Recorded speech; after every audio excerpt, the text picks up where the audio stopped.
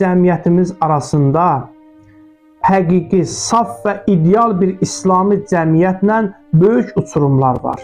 Təəssüf ki, bir çox mövzuda İslam arxa plana keçibdir, həqiqət çöhrəsini göstərməyinə icazə verilməyibdir. Yerini cahillik, bidət, yanlış ənənə, adət, egoizm, şirk və egoist istəklər quru bir bulud kimi alıbdır.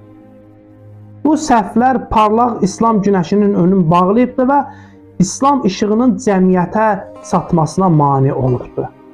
Əgər evlilik və həyat yoldaşı seçkisində İslami meyyarlar əsas götürülsəydi, bugün cəmiyyətimizdə demək olar ki, heç bir problem olmazdı. Amma hansı İslam? Əlbəttə ki, hər cür təhrif və bidətdən uzaq Hz. Muhammed Salavatullahın gətirdiyi İslam. Nə ki Avropa İslamı, nə ki Amerika İslamı, Türkiyə İslamı.